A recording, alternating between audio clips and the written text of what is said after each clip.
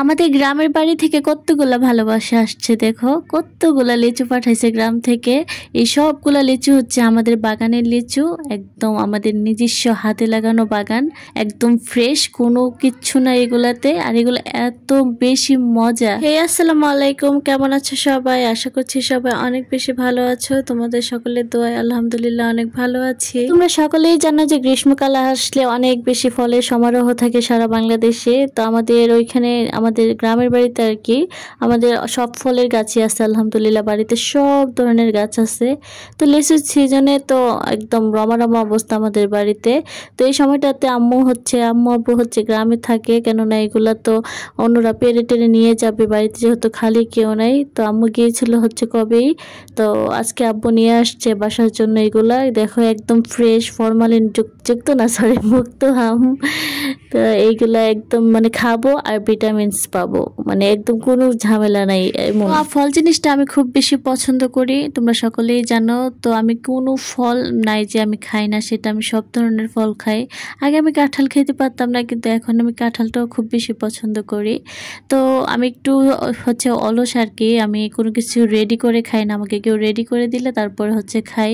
কিন্তু এই আমগুলো আমি খাবো, কেননা আমগুলো একদম নিশ্চিন্তে খাওয়া যাবে, তো কোনো ঝামেলা না। তাছাড়া এই আমগুলো এত বেশি মিষ্টি হয়। বাড়িতে আমাদের অনেকগুলো আম গাছ আছে, সবগুলাতে অনেক অনেক আম আসে, মাশাআল্লাহ অনেক আম আসে।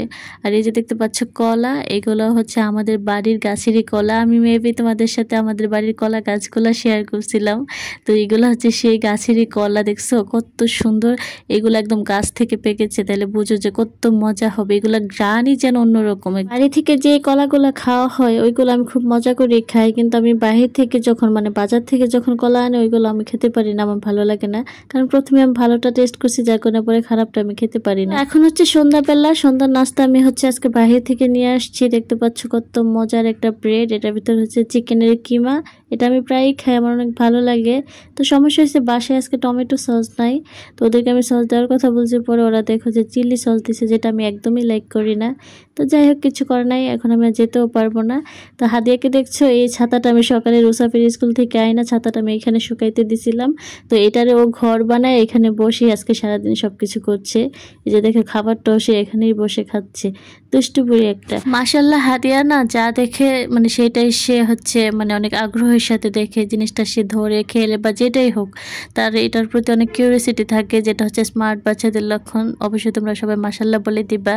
তো এখানে সে এটা দেখছে, এটা এই প্রথমেই দেখছে যে ছাতা দেখছে, আরো হয়তো এরকম করে মানে শুকাইতে দেখে না, যার কারণে এটা ওর কাছে ভালো লাগছে। এখানে বসে খেলছে, মজা করছে, জিনিসটা দেখতে ভালোই লাগছে। যাই হোক, লিচুগুলো অনেক বেশি মজা ছিল, সারাদিন লাগিয়ে সবগুলা লিচু খেয়ে ফেলছি, কেননা লিচু আমার পরের দিন একদমই ভালো লাগে না। তো তোমরা সবাই অনেক ভালো থেকো, সুস্থ থেকো, আল্লাহ হাফেজ।